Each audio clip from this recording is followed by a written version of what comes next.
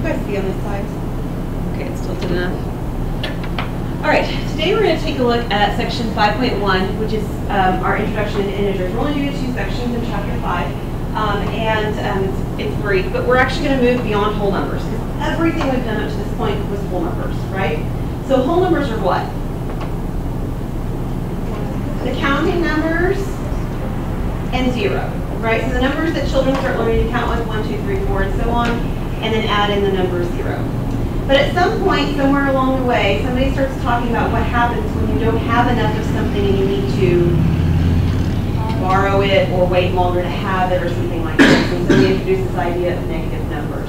And this idea of negative numbers is what introduces the concept of integers.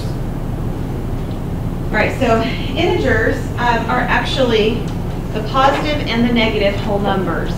And one way to write that, we put 3 dots, and then I'm going to put a comma to show that it extends to the left as far as I want. And I'm going to start this with -3, -2, -1. So it's all the negatives, but you also include all of the numbers you've already been using. Okay, so we're just adding on to our definition of what it means for something to be a number. And negative numbers do exist. Has anybody ever made their bank account go negative? Surely not. No, never done that before. They exist in real life, right? And we call them debt. I mean, that's what we do. I mean, when you talk about debt, you're talking about a negative quantity. So if you owe money on a car, on a house, on a credit card, anything, you've got negative amounts of money that are affecting your value, financial value as a consumer, okay? So there's several different models for integers. And so I'm going to talk about the chip model first. Okay, so it was somebody in here, but I don't remember. Maybe it was in my other class. I'm not going to know how to do it.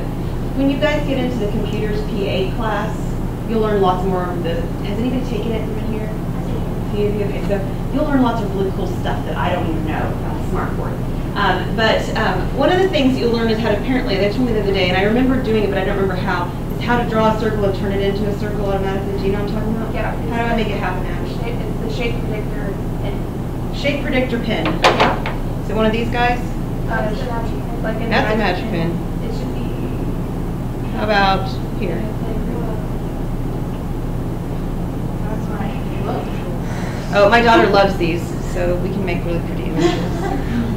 She likes to come play, but do you know where it is? I don't see it. Maybe it's a toolbar that I don't have downloaded, do you think? Okay. All right, so there's lots of really cool things. Sorry, I was trying to put in a plug for that class because I've heard wonderful things about it. All right, so what this chip model is, though, let me show you, is, and I will use the feature that I do know how to use, which is cloning. That's one of my favorites.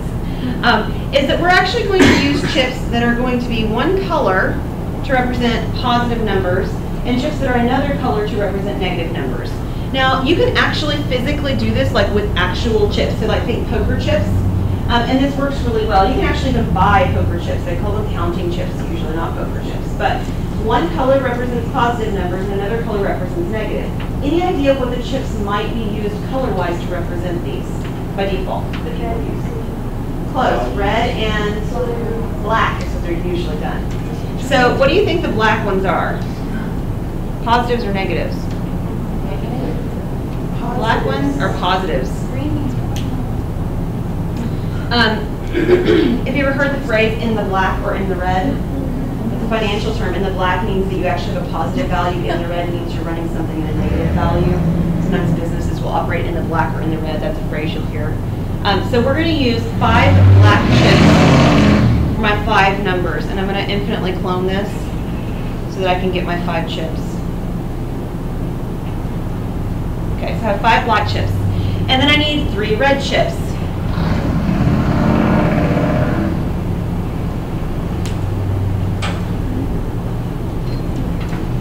Okay, I don't want any lines.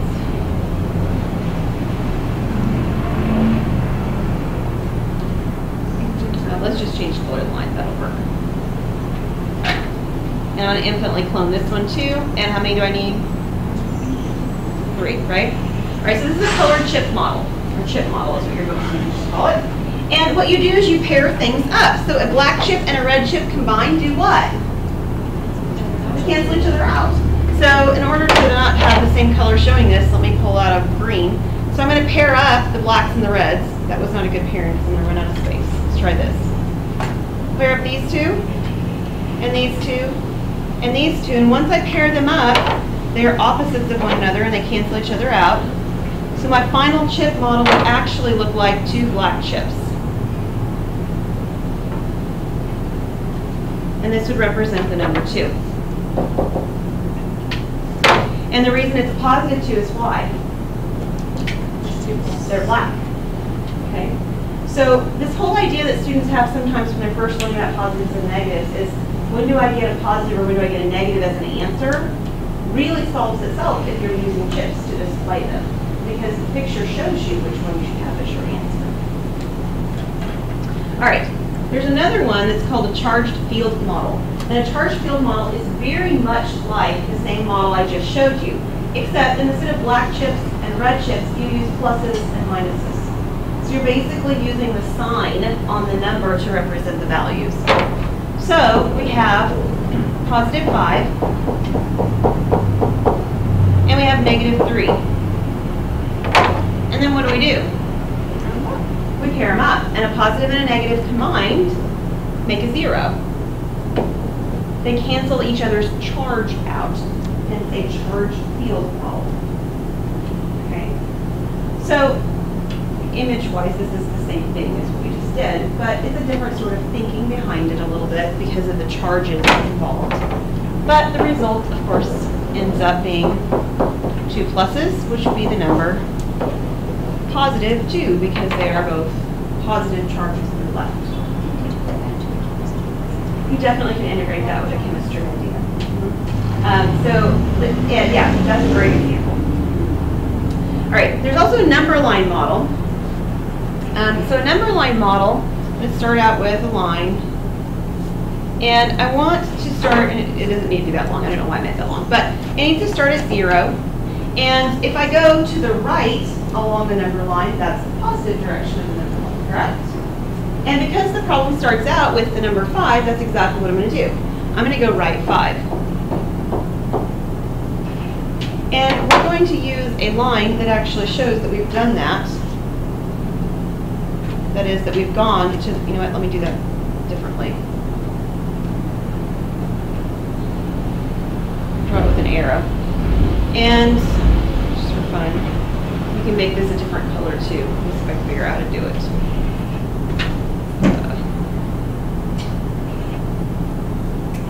not what I wanted.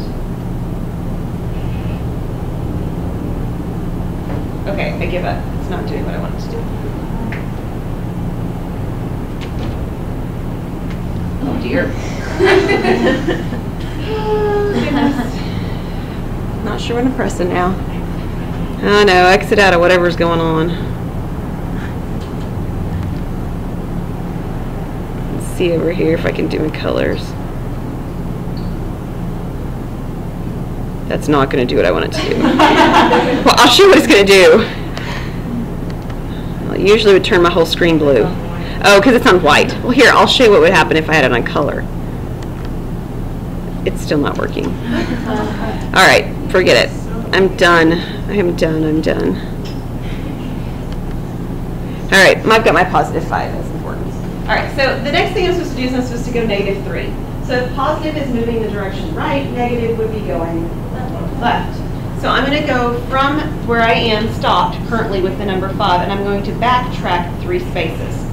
So I'm going to start with 5. I'm going to go backwards to the number 2, actually, is where I'm going to stop. But this is the negative 3 portion, right? That's the 3 moves back. And I end up at the number 2. And why is the number 2, despite the fact that I've used red, it's not a good choice at this point, since I've been telling you red means negative.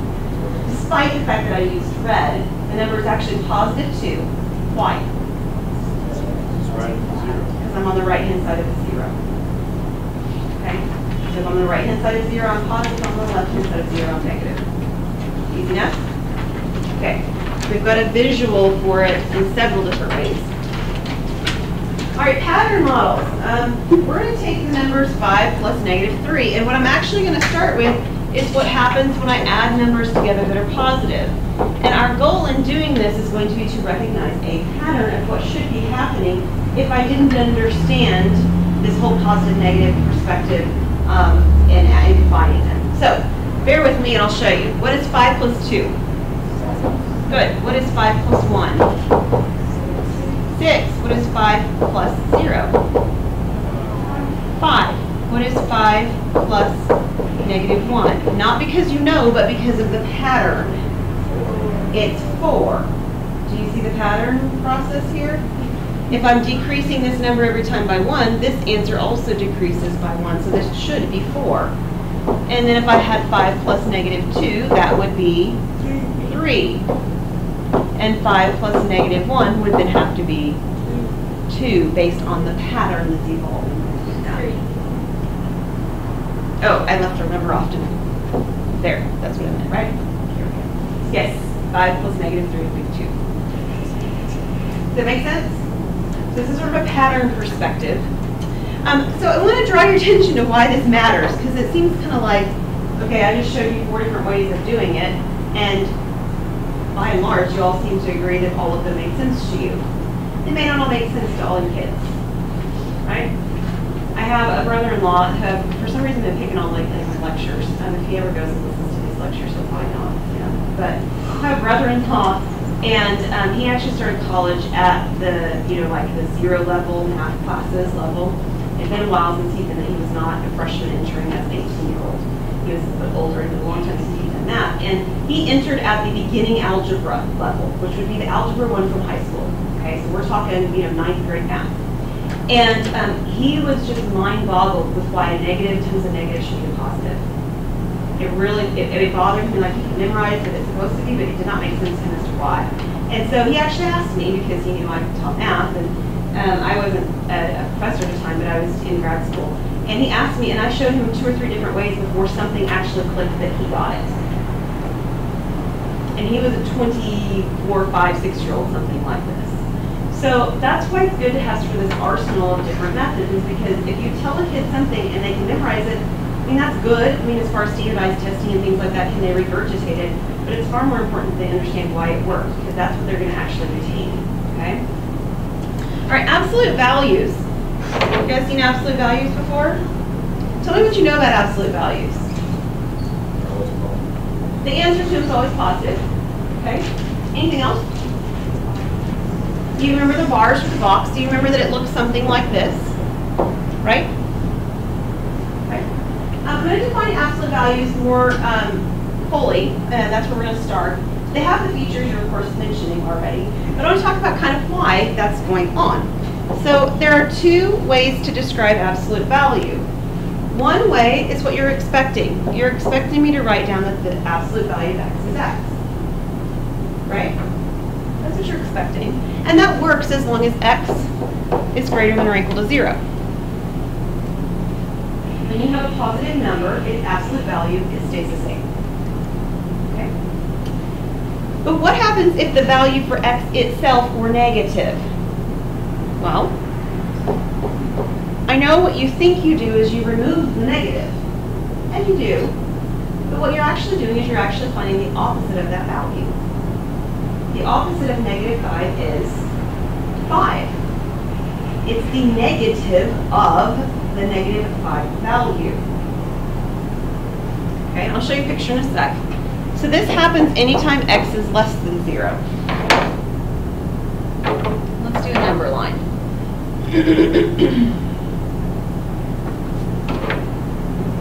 And just for fun, I will use 5 and negative 5 because I said it already. What absolute value actually does is it measures distance. It's measuring the distance from the number back to the 0. All right? So this right here, this distance, is 5. So the absolute value of 5 is 5. Got 5 as a distance. But this distance is also 5, right?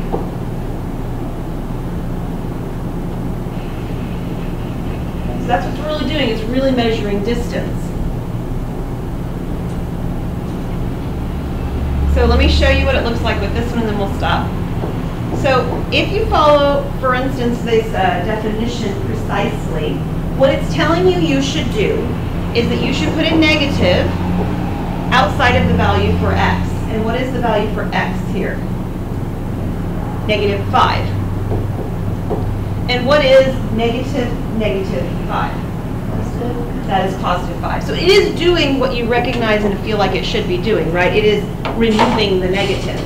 What it does is it gives us actual language to talk about that, because otherwise, what do you say right here? I mean, I don't see a negative. How do I remove something that doesn't sort of look like it's there? Do you guys see what I mean? But x could take on a negative number. I mean, it could be a negative value. So how do I define take away a negative if I don't see the negative in this particular problem? Well, I define it as doing the opposite of what I already had. And the opposite is defined as putting a negative in front of it. Okay? All right, we'll pause there.